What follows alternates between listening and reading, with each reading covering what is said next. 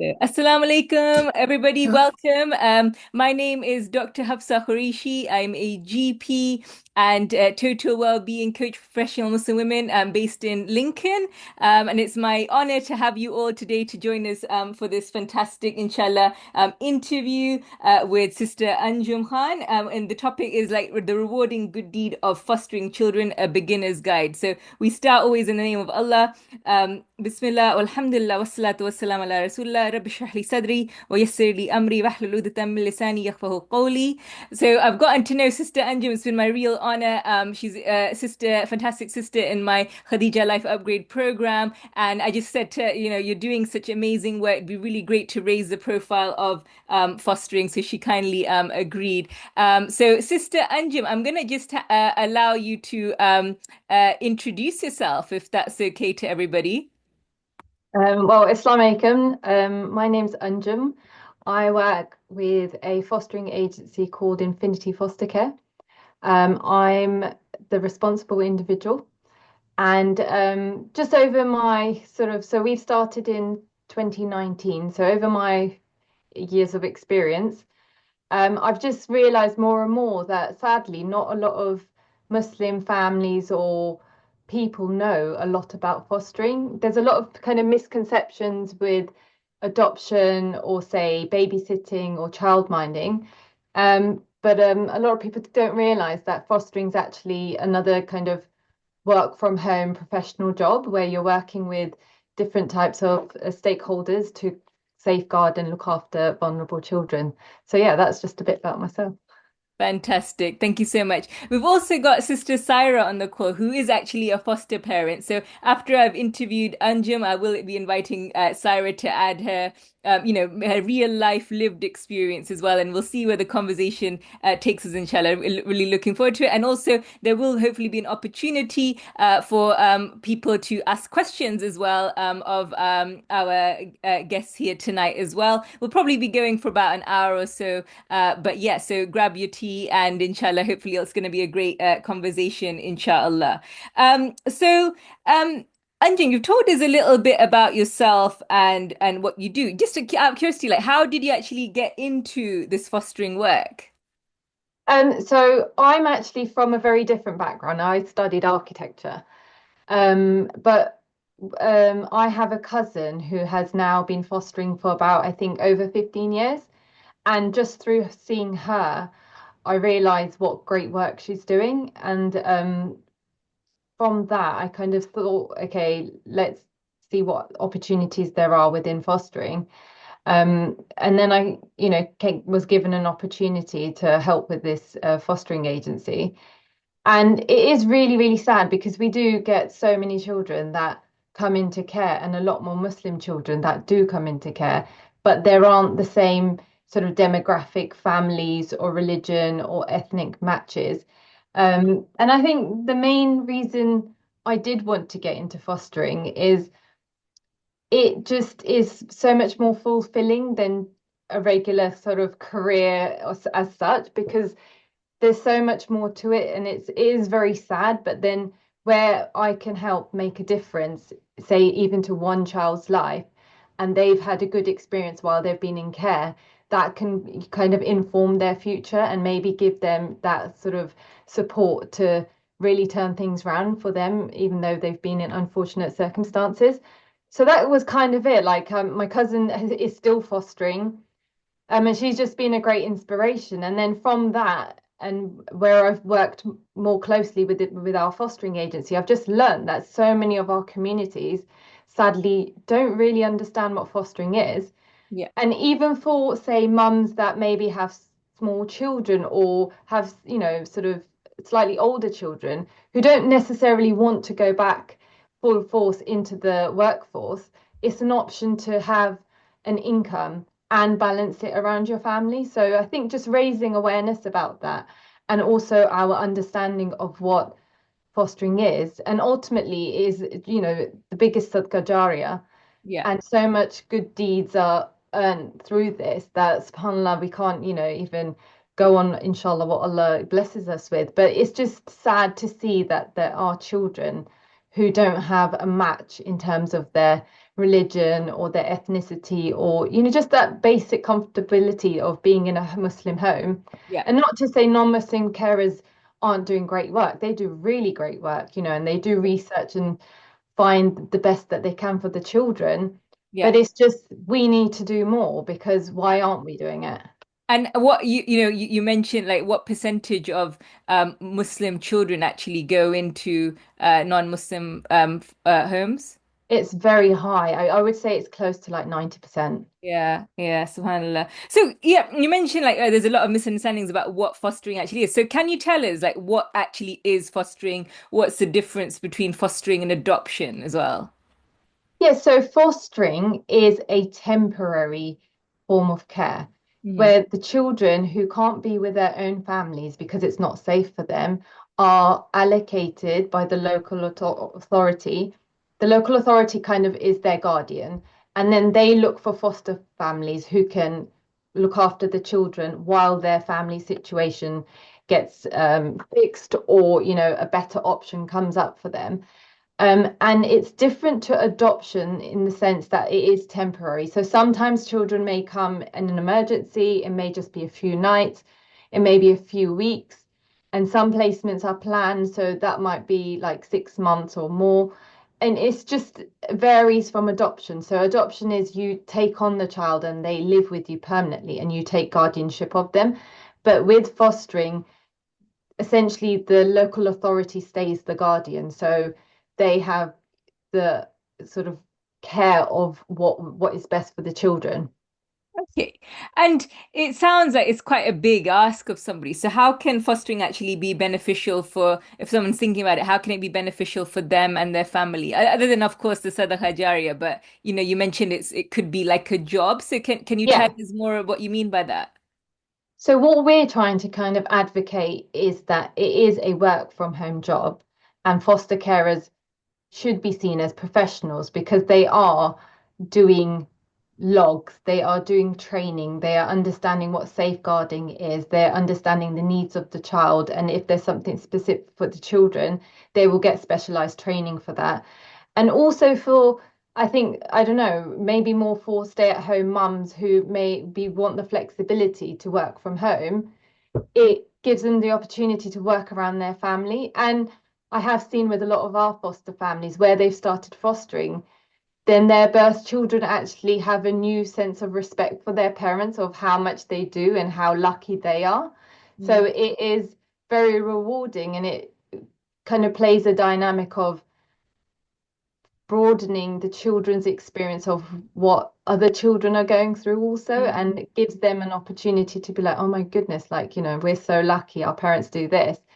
And I think it's a lot of kind of learning and understanding that we can help, and it is a professional job because our foster carers will attend professional meetings, they'll attend lack reviews, learning reviews, health checks, all these things. So it's not just like babysitting where someone's dropping them off and then the parent is the main person who's doing everything. So you're essentially caring for this child. And then where our training program, it kind of gives you more skills, gives you kind of diverse opportunities to learn new things. Like you may do first aid, or you may do education, or you may, learn lots of different aspects of how to care for children. And that's also transferable to your own children as well. So it's kind of it is a difficult task, but it's very rewarding. And where our foster families have their own children and do foster, I have seen that their birth children do have a new appreciation for their parents, and they really enjoy it. Some of them really get on with the foster children, and they all go out together and celebrate and do great things. So yeah, Great. I Yeah, think I it's was a great actually going to thing. ask you about that because I think a lot of people they do have concerns about fostering that it would take a lot of time and energy and actually impact their own children. Like if children are coming and what's the influence those children are going to have on their own biological children. So what would you say to somebody having those concerns? I would say that obviously it's not children that are just living in rosy homes and are just coming to care just to be these like impeccable children. It can be challenging, yes, it can be a bit disruptive, But with that, there comes a lot of learning and a lot of experience. Mhm. And it also makes, I think, your own children a lot more resilient because Mm. they appreciate that not everybody has that opportunity that they have in their own birth home. And it gives them also a chance to like share things that maybe normally they don't, and their experiences are totally different. So, for example, going back to my cousin, like I remember she had a teenage placement, and one of them didn't really get on with one of her own daughters, but the other one really did get on with her. And there was a bit of a, sort of difficult time, but then my cousin persevered, and now, as a result of carrying on with that relationship, like my own niece has become a social worker, and the child that was in foster care, went on to go to college, has her own apartment, wants to take guardianship of her siblings. And so there's a lot of good. It is difficult, Mm. but we give you so much support that anything happens, you can call us. And we always, a staff member is on, even out of hours, is there to support you and guide you. So, Okay. it And is you a challenge, but it's mentioned good people. work. Sorry, yeah. Sorry. Fantastic. No, no, no. Sorry, there's a bit of a lag there. You mentioned as well that you get training if you become a foster parent. It is Yeah. like a job.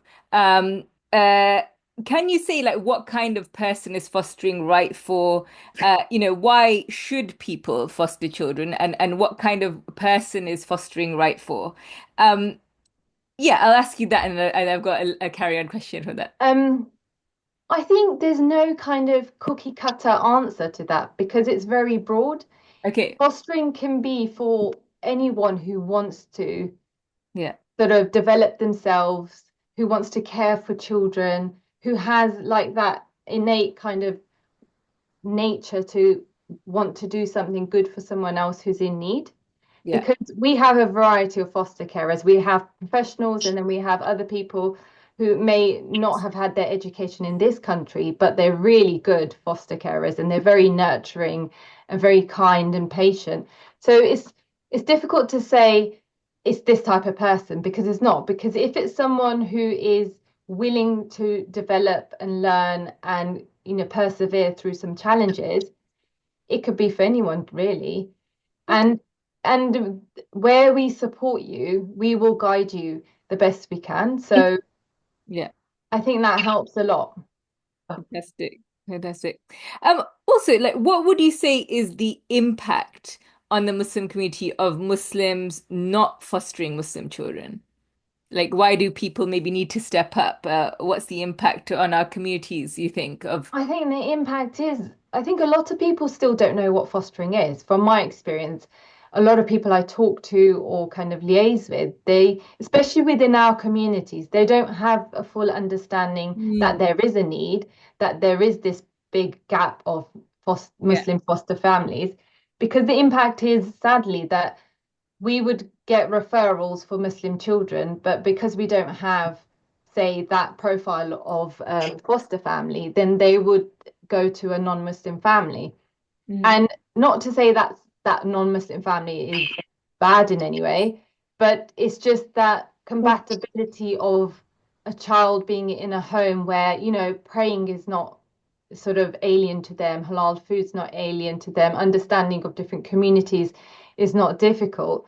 So I think it's sad because a lot of people don't realize that we can do good work and it is Sadqa Jariyah, but it is a work from home role and you can be a professional as a woman working from your house. mm, It is challenging at times, of yeah. course, because otherwise these children would be with their parents if it wasn't. Like, Yeah. it's not like rosy picture, like nothing happens. Yes, but we have to remember that those children have been through trauma, they've been through neglect, they might have been through abuse. So it's just about how we can step up to support the children within our communities that may not have somewhere to go. Yeah. Yeah. Thank you so much. Also, with obviously what terrible what's going on in Gaza, I think I've heard a lot of people saying, "Oh, would love to support the children there and things." Do you know of like any opportunity? Is there any opportunities at the moment in the UK to actually foster children, maybe from Gaza and from war zones? Yes, there is. So I think yesterday we did have a referral for a child from Palestine, and Okay. we do have a lot of children that come from war zones like Syria, Afghanistan, and a lot of them are sadly like unaccompanied minors who have traveled and got here. Mm. And they do end up sort of coming in, say, to Kent, or some places they're referred to Cornwall. And it's so remote that obviously them not being from this country, it could be a huge culture shock. And then obviously the carers do try their best, but it is, I think, important that we do raise awareness and we do find more foster families to meet that need, because it would be much nicer for them to come into a Muslim family who has an understanding and Mm. who has similarities. Because I think with most of our experience, where we can match as close as we can to the child's needs and their background and their beliefs, that's the most successful kind of placements. And that's what helps the children and the foster carers have a good experience. And to sustain that and then to help them to get on to their next stepping stone, I think it's kind of crucial because there's just such a shortage. We don't have enough sort of households to refer those children to, sadly. And yeah, yeah. Yeah, it's super, it's really sad. Yeah. Um, another question I have then. I think it's really interesting actually to have maybe for hopefully people listening and myself, like almost to have that mindset shift that to see it like like a job really, because and it's such Yeah. an important job. So with that being said, then somebody's asking the chat as well, like what's the like would you need qualifications? What's the requirements of fostering, and also like what kind of pay and benefits would a foster carer get? So, in terms of requirements of training, you don't need any sort of prerequisite training because we give you the full training. One of the main things that you do need is a spare bedroom Hmm. because foster children cannot share with foster carers. Okay. And then on top of that, you do need to have time to allocate to the foster child and, their meetings and their logs and all of those things that come with it. So we give something that's called an allowance, and that's given every 2 weeks. And from that allowance, we give you the full breakdown, and we'll explain everything to you. We have a breakdown of what's needed for the child, and then whatever is left over is given to you to the foster family as a thank you for their work. Right. Okay. And that allowance is not taxed, and it doesn't affect like benefits or any other things that somebody may have. And you are considered self-employed. So we work in partnership. So where that kind of comes in is so you're making an allowance, which essentially becomes your income. And then where you're attending kind of professional meetings or training and developing yourself, that makes you, again, another layer of being a professional as a foster carer because you are attending meetings with schools and councils and social workers. So, all of these things we prepare you for, we give you training and we give you support for. And can you do it alongside another job? Like I don't know if it's easy to answer this question, but how much time Yeah. is required So um so for example, it just depends on what a child? works for your family. Like if you have, say, young children, you might not want to have younger children because then doing similar school pickups, that might become challenging. So you might want teenagers so they can go and come by themselves. And if you have, say, a job that is flexible in school hours and then you're still able to do all the other things, then yeah, there's no problem. But to say it is to be a main priority because obviously these children are vulnerable children and their logs and their meetings need to be attended. But yeah, we do have foster carers that do have other part-time jobs or other things that they do. Okay. So, like, what are some, if somebody is interested, in, learning more about fostering or potentially becoming a foster parent, what are some practical steps people can take towards that journey of becoming a foster carer, having fostering children? Like, what if someone's on this call thinking, okay, like, yeah, I really want to find out more, and what are what do they have to do basically? So, if they want to share their details with myself, they can go onto our website or they can take my number, which I'll add to the chat towards the end. Okay. And what we do as a team is we'll have someone who calls you, and then they will have a brief talk with you with any questions you may have. And then what would happen is we would arrange a visit to yourself because obviously working from home, we'd come over and we'd give you, it's not a commitment, it's just the initial chat. And with that, you can have whatever questions you want, whatever queries you may have. And then we'll have like an initial visit with you. And then if you decide to go further, then we'll go on to the next steps of progressing you through. So your agency supports people through that whole Yeah, journey. everything, Is everything. that nationwide or just in a specific geographic location? Are you? So we can be nationwide because Okay. if, for example, we have a pod of families, say, I don't know, 5 families, say in Birmingham or something, and they all decide they want to do it, then we can work with that. Yeah. Okay. Fantastic, fantastic. So yeah, thank you so much for answering my questions so far. And there's a lot of questions coming through in the chat. So guys, if you have questions for Sister Anjum, please feel free to put it in the chat, and work through them, inshallah. I just want to bring in Syra, though, maybe just to, if that's okay, if to share your story of fostering, just tell us a little bit about who you foster, and how the experience has been for you, sort of the pros and the more challenging aspects as well. Would love to hear your lived experience. Assalamu alaikum, everybody. My name is Saira, and I'm a foster carer. I have been fostering now for close to 6 years. And Alhamdulillah, I started first off doing something called short-term fostering because I didn't have children of my own. And it was going to be a big change to not having any children to suddenly having children. So when I went through the whole process, it took me about 5 months before I was accredited to be a foster carer. So it was a very fast process in comparison to how long other people have been through it. But Alhamdulillah, it was very eye-opening. You do some training as well during that process to, see what's expected of you and to see if you can, manage with fostering and everything. And Alhamdulillah, 1 week after I got my fostering license, I was fostering a sibling set. So I was thrown into the deep end, but Alhamdulillah, it went really well. And I fostered them for 6 months, and then they were reunified with their family. And then I then received a sibling set of three Muslim children, Alhamdulillah. So they were split up. There was a group of six. They were split up.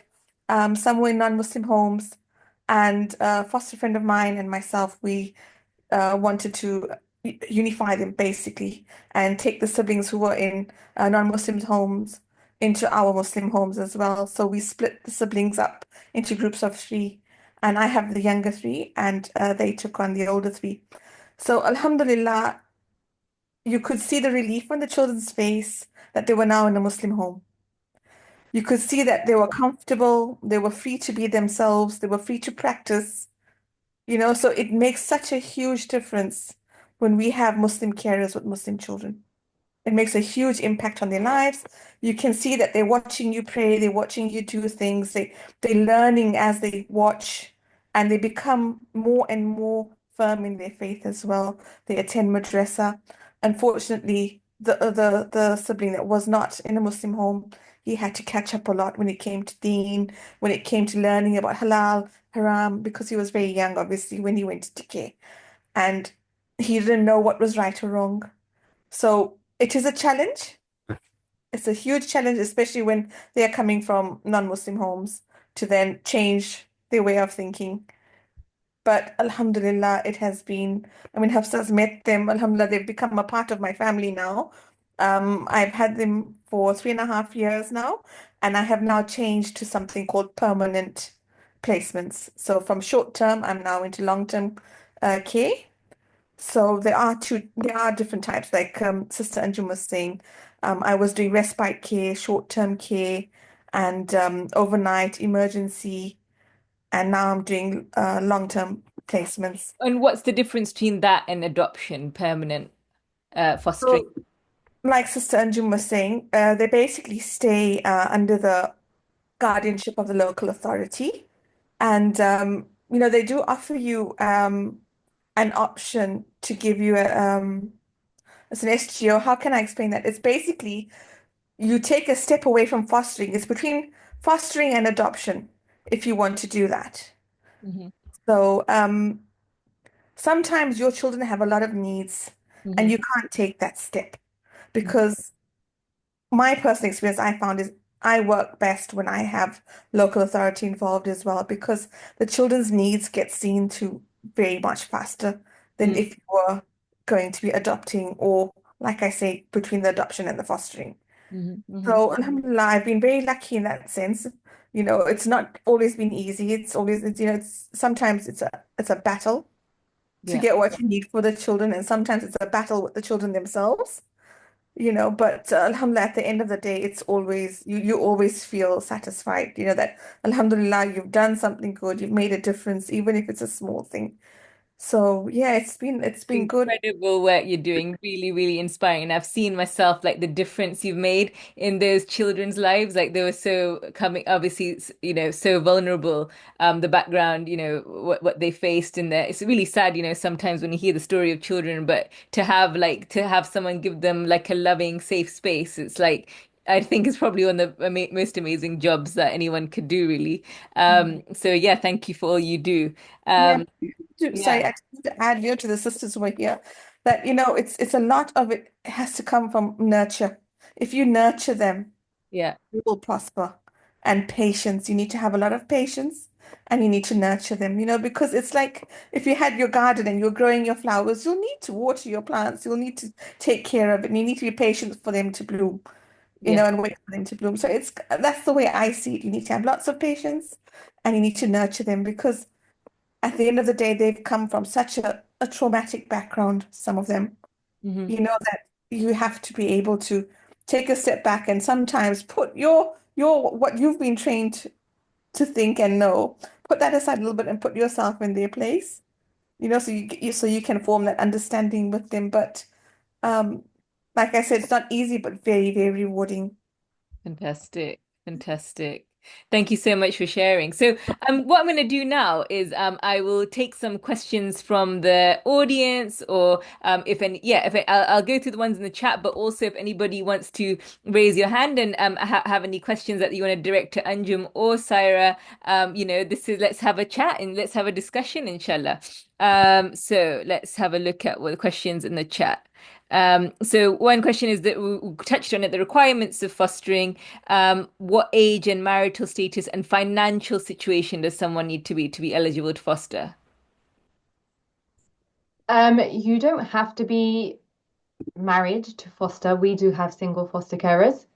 In terms of finance, it's good to have stability and not have your fostering always as your main income because sometimes there can be pauses in placement. So, for example, if you've got your, say, monthly outgoings and then there's a break and we can't find a placement that fits you, there should be some kind of sort of passive income that you have, or say a part-time job that you already do that you can um cover your overheads. But having said that, we have had most of our foster carers, even some of the ones that are couples, where the husband has started doing less work because he's doing more of the support in the fostering. And like Syra mentioned, they've also got longer placements.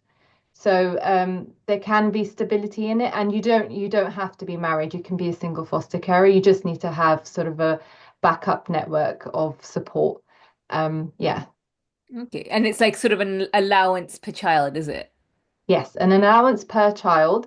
And I think somebody mentioned something about the allowance being the child. So the allowance is done such where there is an allowance that's set for the child, and then there is in within that, alongside that, or should I say, the allowance for you as a foster carer because you are doing work. It's not, you're not taking any of the child's actual money. So Yeah. it's for your time and your effort and your, sort of professional work as such. Okay. And Sister Nine was also asked, do you have to already have children to be eligible to foster, or can ch women without children foster? So I think that's been answered that you don't have to have your own children necessarily to foster. I'll go to Sister Firdaus because she's raised her hand, and then we'll carry on with the questions from the chat. Go ahead, Sister Firdaus. Welcome. Assalamu alaikum. Walaikum assalam warahmatullah. Is there any age limit for the carer, foster carer? Um, Not really, as long as you're fit and healthy. So we do something called a medical check, and Okay. if your GP signs you fit for fostering and you don't have sort of any issues that would interfere with you caring for children, then there isn't really a sort of limit because there may be someone who's like retired or semi or close to retirement, but they're absolutely fine, fit, Yeah. go to the gym, all these things. So there's no kind Mhm. of cap as such, but we do a health check. Okay. Thank you. Jazakallah khair.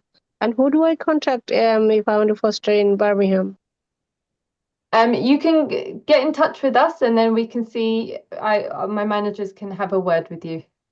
Oh, okay, inshallah. See if you can put your number in the chat, and I'm just wondering if I Yes, can let me do that. make you the speaker so people can see the number you've put up. Uh, yeah, I'll spotlight you there, so hopefully people can see better. Uh, Questions come. What happens if you get placed a child placed with you, but you just find it's too difficult, or it's you're not getting on the child, or the child's not getting on the family? So with us, we do a lot of support work. So your social worker will be your first port of call, and then we will have meetings. We will ask what the issues are, and there is something called a stability meeting if you feel it's not going so great. So there's lots of kind of steps to help you support. And if it, sometimes it doesn't work out, and if it's not working for you and your family, we support, the well-being of the child and the well-being of the foster carer. So there are always steps, and you never kind of forced to do something. So I think another kind of misconception, sorry, off this is that we try our best to match you with the child with the foster family. So it's the longest sustainability kind of success rate. Whereas, some places may just want to place and be like, okay, we've got this child, you've got to take them. But you as a foster carer with us, with Infinity Foster Care, you have options. And if you feel something doesn't feel right, or a child that we have asked you to consider isn't going to work for you, you always have the option to say no. Mhm. Okay, great. I was just going to add on to that, that usually what they do is when they call you with a referral for a placement, they usually give you all the information that they can regarding the children that they want to place with you. And they normally give you some time as well to think about it and see if you think you'd be able to match with them. And you can say no from the outset, if you feel that you're not going to be able to cope with a child, because sometimes children come with a lot of medical issues as well.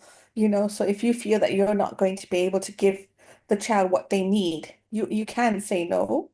And even once they're with you, I mean, I had a stability meeting once as well with one of my placements, but alhamdulillah, we managed to work it out. But it's just it's there's always the support. There is Yeah, always support, not only for the child but for you as well.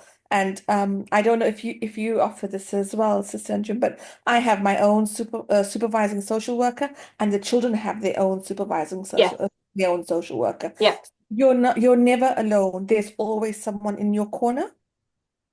Yeah, so we kind of recruit and look for foster families, and the foster carers they all get allocated a social worker.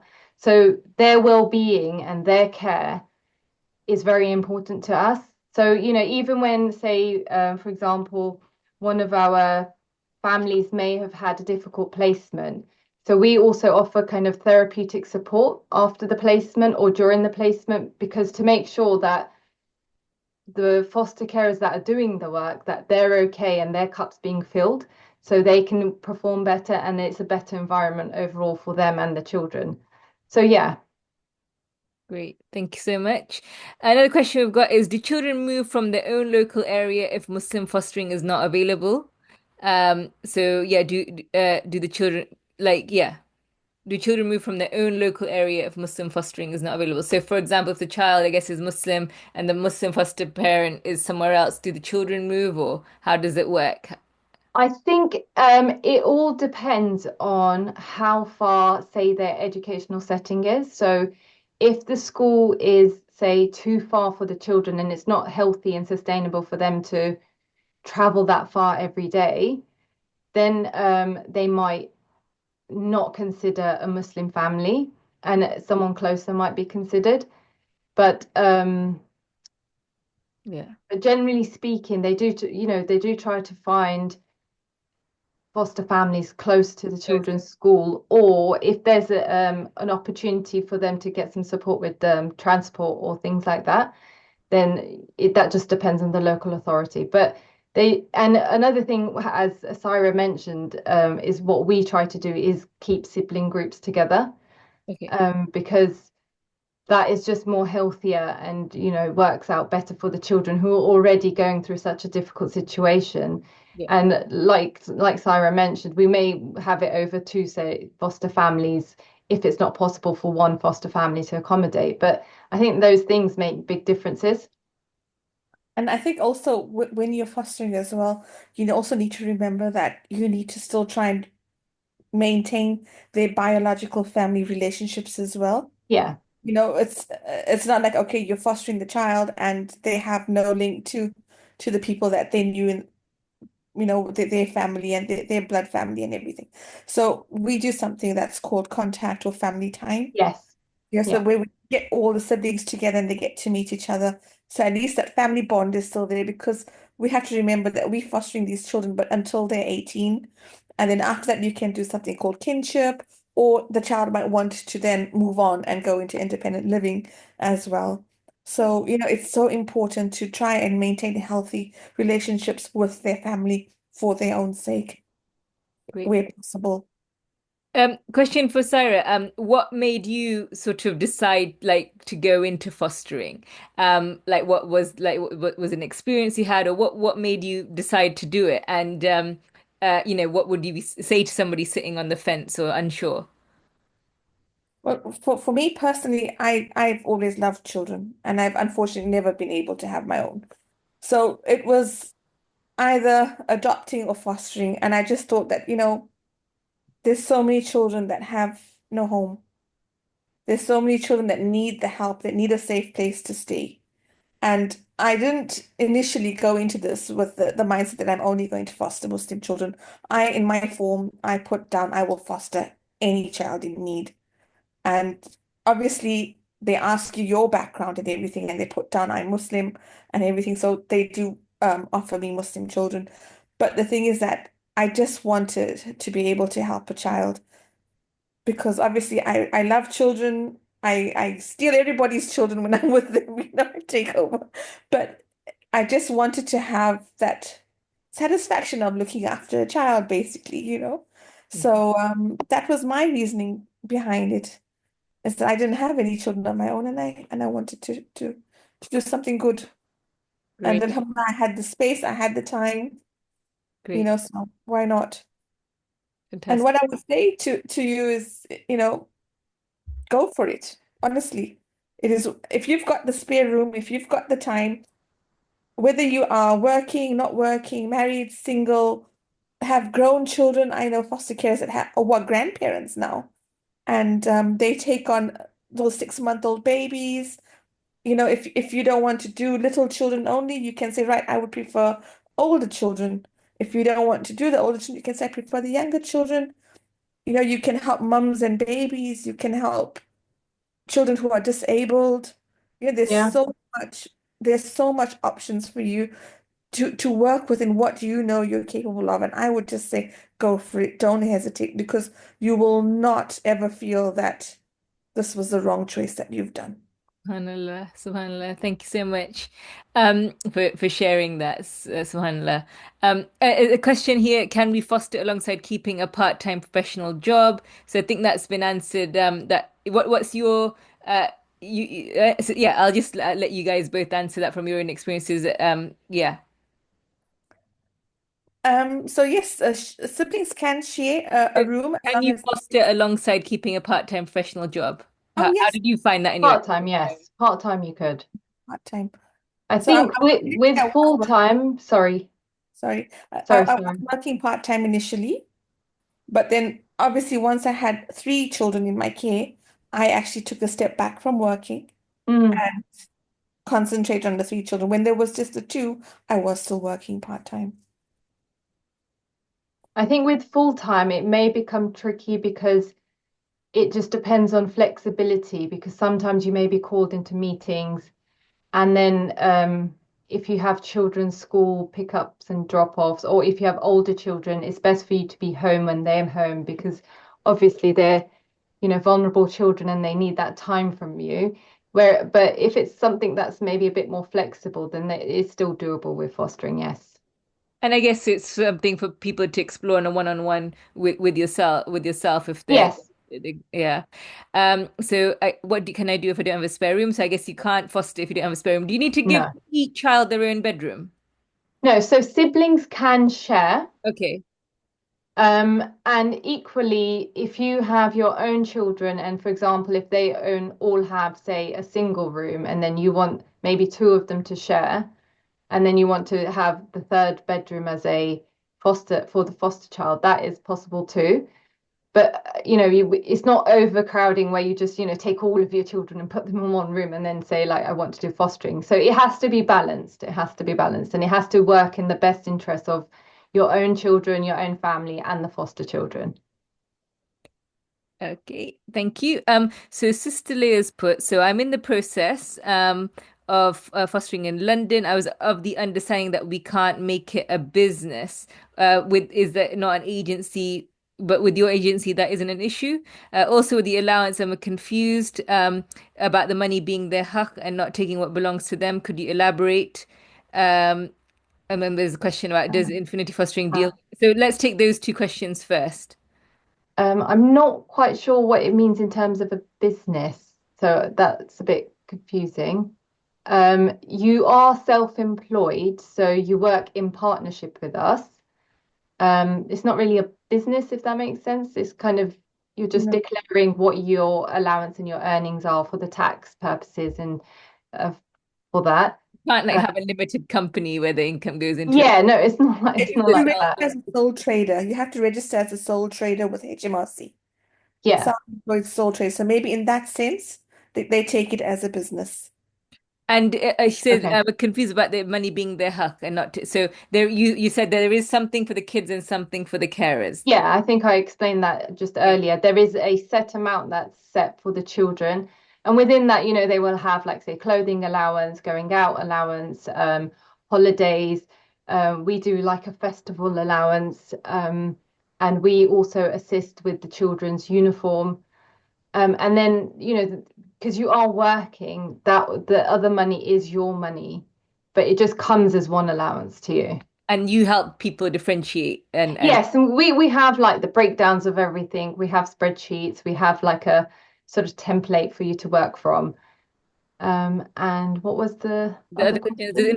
interest for fostering deal with babies only, meaning they share your room as we currently don't have a spare room? I guess more specific questions, I would probably advise just get in touch with Sister Anjum Yeah. directly about your unique situations, if that's okay. So that question, can you foster while working full time? I think that's been answered. This is you got to have the time to give the children, of course. Um, uh, would the children being fostered move to a local school close to us, or would we carry on taking them to their current school?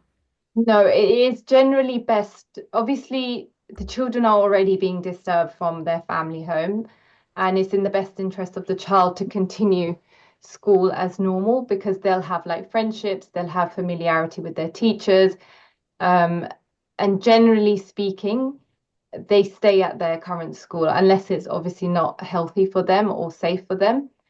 But it's just best interest for the child to actually stay where they are. And then yes, you as a foster carer would take them to their school. Okay. Training for foster parents, would that be in a local area or do they need to travel to London where you're based? So if we were to create a pod, say in Birmingham or somewhere, Somebody's mentioned another city, it would Manchester. be we would hire somewhere within that city, so it'd be local to you and easier for you to travel. And do Lo you specialize, by the way, just in Muslim children? Is that, or no. you have all? Okay. So we are broad in the sense that, anyone who's willing to do good work can become a foster carer with us. And we have even families that foster non-Muslim children. So we have, I think, a placement that's been a few years now where there's two siblings. A child is of mixed ethnicity and one child is English. And yeah, and the birth parent is happy with their care with our Muslim family. And they go and research whatever cultural needs they have, what their beliefs are, what things they like, don't like. But so alhamdulillah, we're broad because children are children and they're all innocent and they all need our help. So we Yeah. don't really want to say no to anyone in that sense. Fantastic. Thank you. The question, if we have a four bed but three children, could ours share a room so there'll be a spare room? So yes, I think that's been answered. Um, uh, do you get many foster kids that are homeschooled? I guess the foster children have a team, generally have a team around the child, don't they? So they wouldn't be homeschooled. Yeah, they'd go to school. Is that right? Generally speaking, yes. Yeah. Okay. Would fostered siblings need each room or can they share? So I think that's been answered. They can Mhm. share a room. Sibling groups can share a room. Question to Sarah, which age is easier? Oh gosh.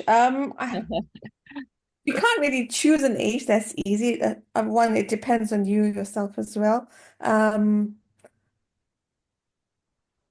it depends on the child as well. Sometimes you can get a child who's say who's 3 years old and is the easiest child in the world to take care of. Or you can get a child who's 3 years old, on the other hand, who is very, very difficult to look after. It just depends really on you. With me, I never had the experience of looking after newborns. I was very afraid of getting newborn babies. So although I did put down 0 to 18 for my placement choices, I I think I'm a bit more comfortable with the older children. So like maybe from the age of 5 onwards. So because I feel that I'm able to communicate with them a bit better rather than having a newborn, because obviously I've never had any. So for me, I would choose maybe from the age of 4 or 5 going upwards. But like I said, it's a personal preference as well. I know a foster carer that does mums and babies, and she's a What does that Muslim mean? lady. Mums and babies. So she looks after the mum and the baby. Yes, so normally it's pregnant teens that come into care, Right. and what you Parent do and is you child. help them through the pregnancy, and then you help them to the birth, and then you guide them in how to look after their child if they want to, if they are keeping the baby. If not, normally what happens then is the mom will then be placed in another with another family while you continue to look after the baby until the baby is placed with an adoptive family, or if you adopt the baby yourself. Great. So that's like I said, there's different types of fostering as well. Um, Mm. you do, if you have like a downstairs bedroom and a wet room and everything, you can even foster disabled children. That's also very rewarding itself, but that would require a lot of your time Yeah. because normally they come with a lot of medical needs as well. So, it's just really up to you and how you manage children at different ages. I guess Um, you gotta just trust your intuition on which one, yeah, your personal preference is, I guess, yeah. Couple of questions about the allowance. So, can you share or at least give people a ballpark idea of what kind of allowance they would have? Not the child, I guess that's not the child's, not, or I guess it's saying what allowances you provide for the different age groups. So, what kind of allowances does each child get, and what kind of allowances the foster parent get? So we give a weekly allowance for children 0 to 11. We give 450 per week, and for children 12 to 18, we do 475. Um, and within that is the breakdown. There's a breakdown of the child, and then there is a good amount that's left over for the foster family. So what can you give a percentage? Just I guess that's what people are wanting. Sorry, it's my accountants does that. if Um, I can I tell you would the Okay, breakdown of Tyra can share. what I do. So what I do with that allowance is every week I will take out, right, I'm taking about, say, £5 every week, and I put it towards, I budget it towards their birthday. I take out £5 every week and I budget it towards Eid. I take out, say, £30 every week. I budget that towards a clothing allowance. I take out £15 every week and I budget that towards madrasa. Another £15, I budget that towards activities like karate, boxing, gymnastics, whatever the child would like to do.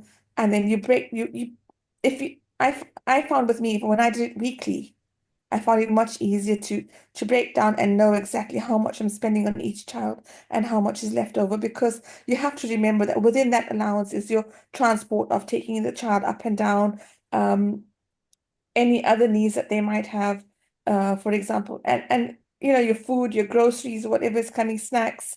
If you want to take them for a treat, you want to go to bowling, you want to go watch a movie, all of that comes out of the allowance, and then your leftover was what your leftover was basically.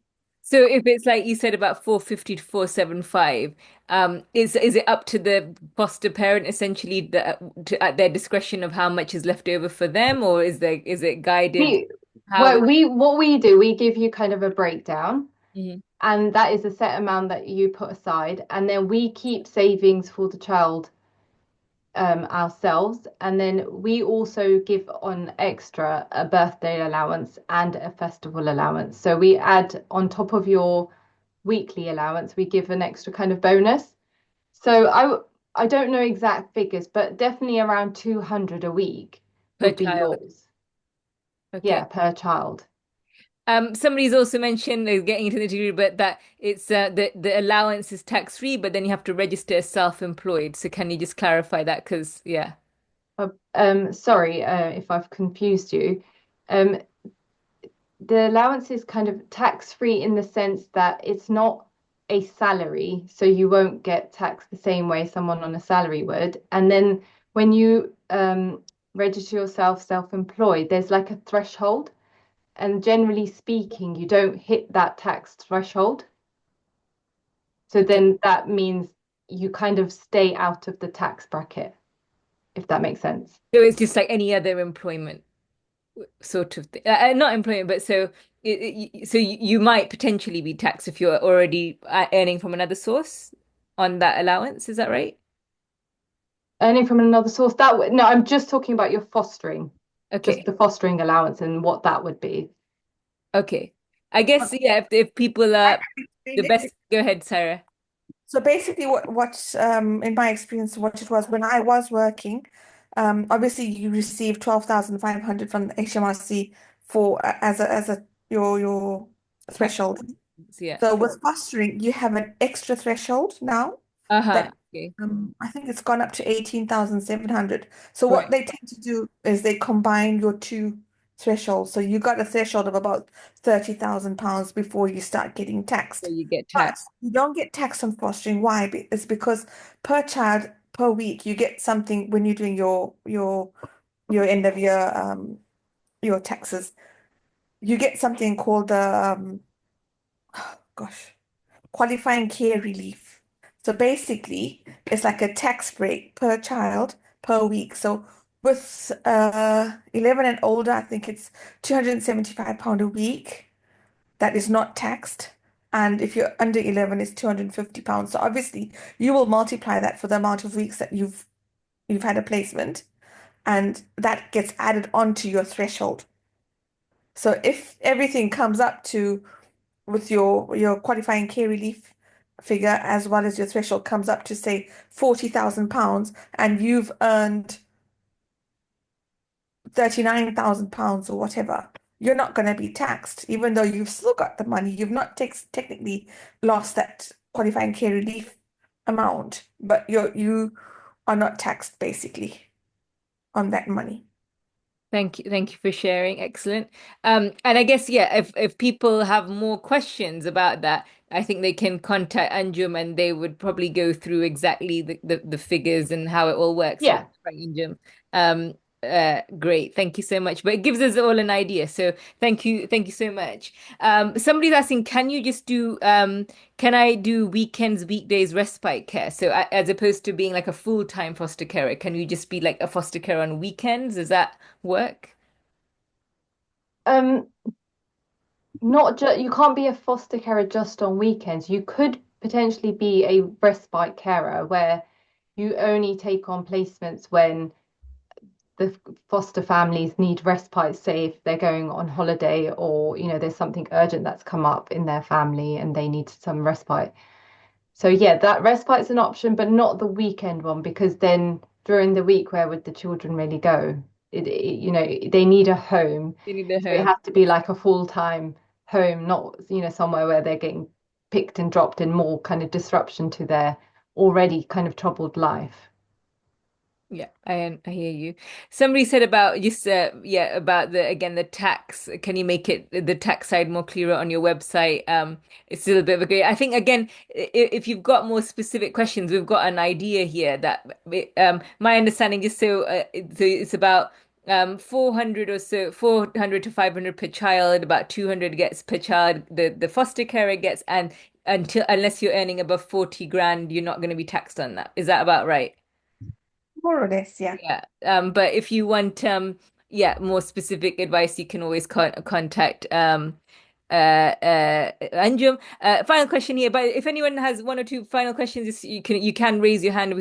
I want to bring in the audience if possible. But final question from the chat is, if I am an approved with Waltham Forest in London, do we need to go through the process again to sign up with your agency? No, so there's something called a transfer process.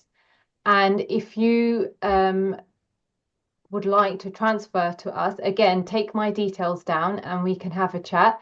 Or my colleague Naveed will have a chat with you and explain the process. You wouldn't have to go through the whole process again because you're already currently approved. And if you are still currently a foster carer, you can transfer over to us. Yes. And most people, they go, if they want to foster, they go through an agency. Is that right? Or is that There are two options. So there's the local authority that have their foster carers, and then there are independent foster agencies called IFAs, and I'm from Infinity Foster Care. So what is sort of a bit more unique about working with a fostering agency is we work with a variety of boroughs. So then you have more kind of options of where the children may come from, and that gives up more kind of referrals to us, and then we have more a variety of children to sort of help, and then we can refer that to you. Whereas if you're with like a local authority, you generally speaking only get the children that are allocated within that local authority.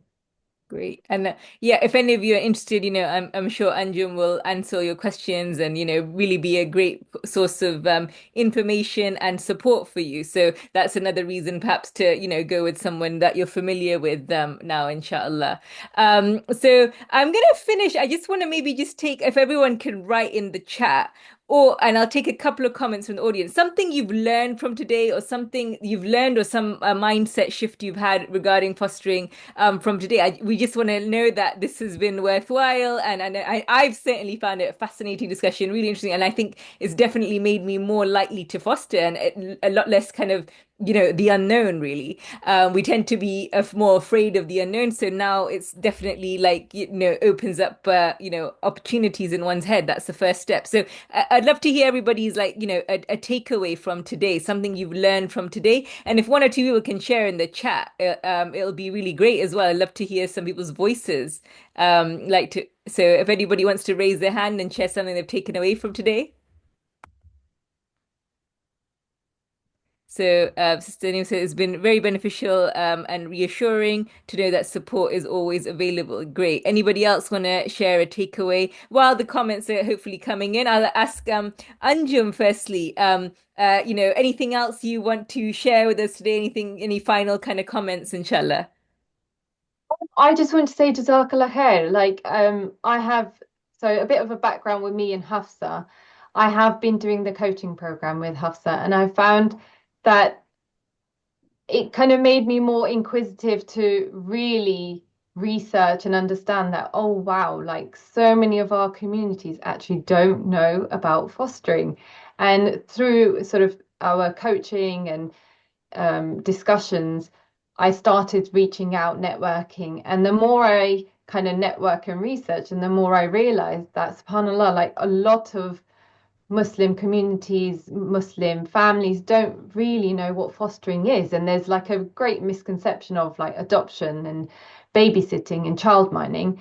And I think it's been just a great opportunity to have a conversation, raise awareness, and inshallah, hopefully find foster families. Because what I love with Infinity Foster Care is I kind of am from a diverse background, I am Muslim, and it gives me the opportunity to give other Muslim women the empowerment to do something that maybe they didn't know they could do. And, I remember when I had like younger children, there was always that thing of like, oh, I want to be a professional, I want to do this or I want to do that. But I never had sort of an option to think, oh, okay, maybe later on I could do fostering. And then when my cousin started, and then with our conversations with Hafsa, it kind of just snowballed into this.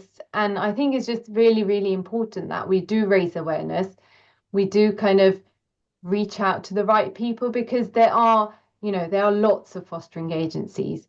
And what I can say for Infinity Foster Care is we do say what we kind of put on on the label or on the sticker. It is because I don't take on anyone and I don't want to work with people who maybe just have not an interest in the child, not interest in developing themselves. And that is important because as women, the more we kind of develop ourselves and those more kind of children see that, oh, okay, we're multifaceted and it's not just about me.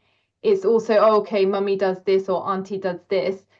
It's very inspiring to them because it just broadens your kind of awareness about things. And yeah, Jazakallah khair, Hafsa. It's just been really sort of eye-opening, and it's really given me that kind of drive to really push getting sort of the awareness out there and to get good families doing good work because yes, it is, mashallah, really rewarding, and inshallah we all get rewards for the little that we do. But then it also can be a profession for some women or some families, not just women, just families.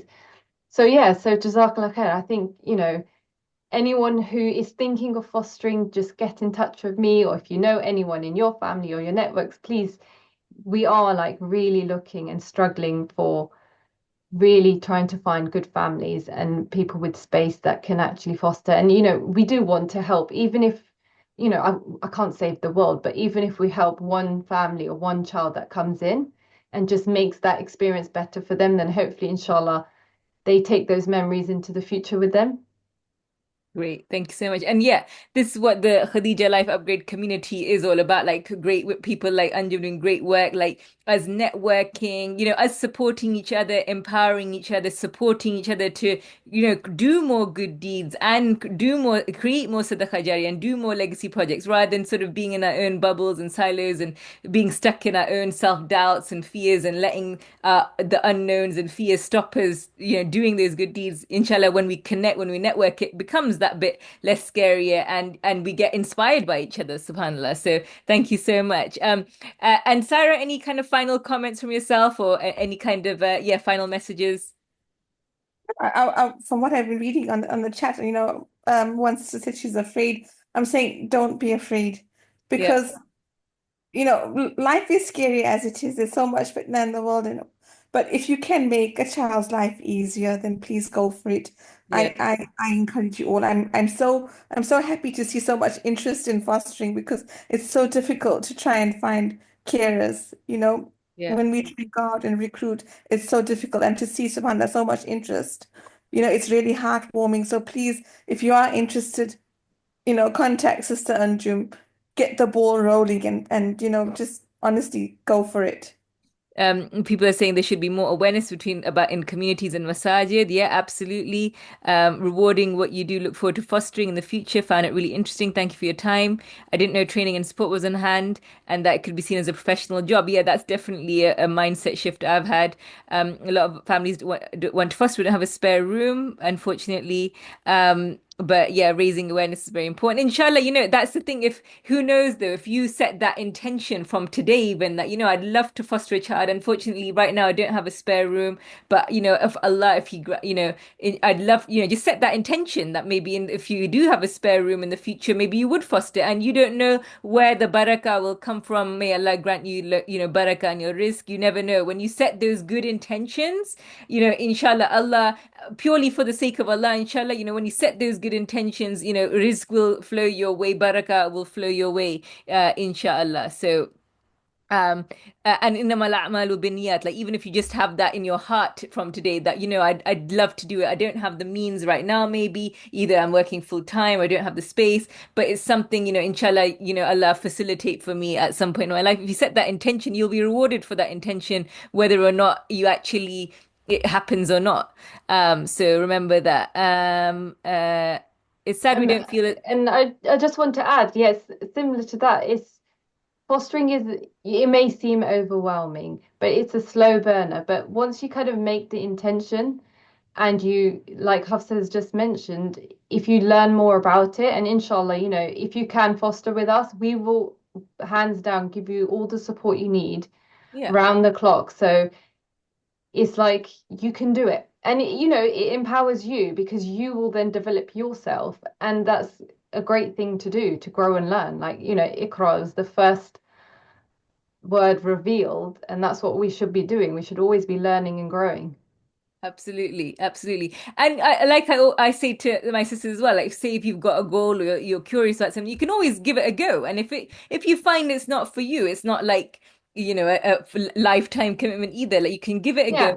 see how it goes, see if it works for you and go from there. But until you take that first step, you won't know. You'll just be like wondering forever. So you take that first step and then see if it works. If it doesn't work, then maybe take another step and another step. So baby steps towards, opening those doors of possibility, inshallah. Where were we? So, uh, it's sad that we don't feel a sense of responsibility towards these children. So I really admire what you're doing, Anjum and Saira. Absolutely.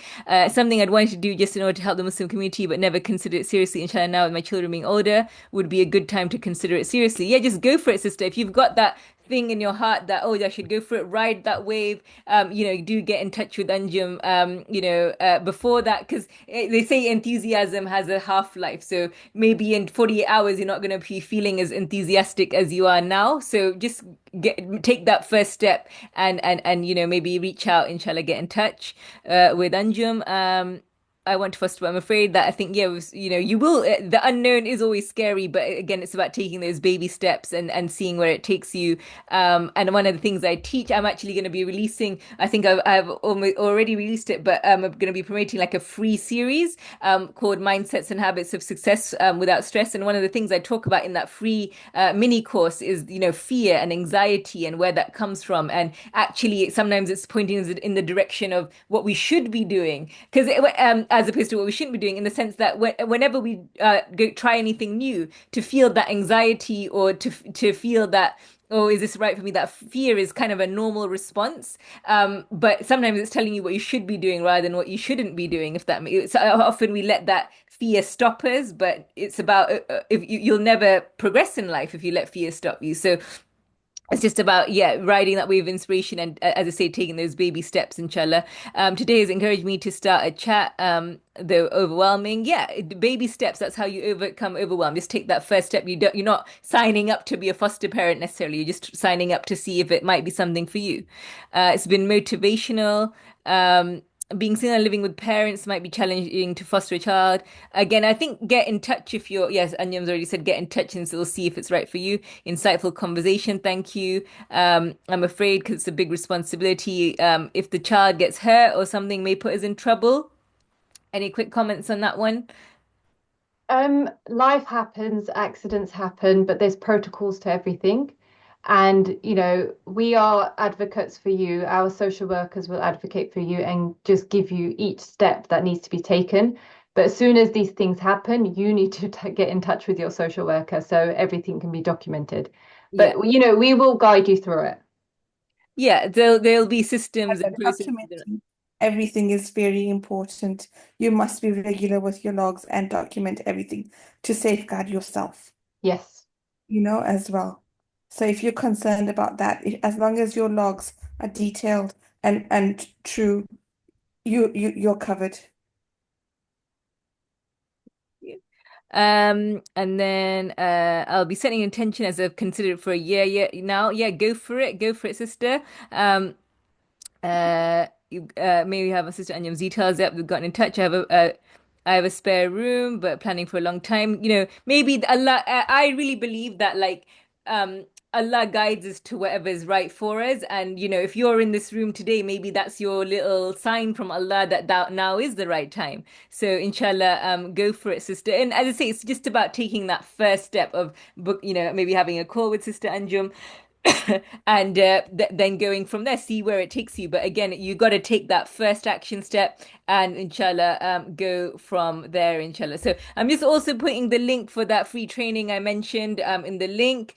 Also, if you're not on any of my WhatsApp, if you found today useful and insightful, if you're not on my free WhatsApp group, then please do join it. Also join my email list, and hopefully we'll be doing more sessions like this. Just to, my passion is to raise awareness and learn myself and raise awareness of things like this.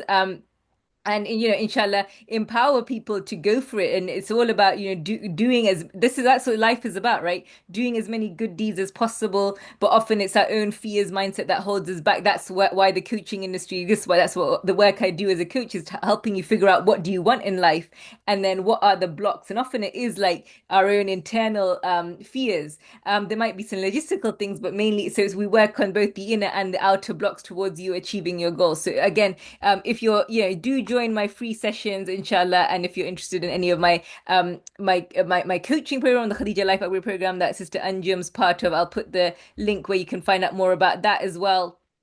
And likewise, it is also, or you don't have to sign up to the program. You just have to, if you think it might be of something of interest to you, then simply book a call with me, and I can tell you more, ask you more questions, and see if it is the right fit for you. It's a program to help us, help a professional Muslim woman develop herself personally, professionally, and Islamically, inshallah. So I'll just put the link there. Yeah. So, thank you everybody so much for joining today. It's been a really great conversation. Once again, thank you so much, Sister Anjum and Saira for everything, all the great work. May be a source of immense sadaqah jariyah for you as well. And yeah, thank you for inspiring us all, guys. So, we'll finish, inshallah, then we'll finish with Surah Asr. والعصر إن الإنسان لفي خسر إلا الذين آمنوا وعملوا الصالحات وتواصوا بالحق وتواصوا بالصبر. So thank you so much, guys, for joining today. If you've enjoyed it as well, do share the recording of today's webinar interview, sorry, with your friends as well, and let's raise awareness about fostering.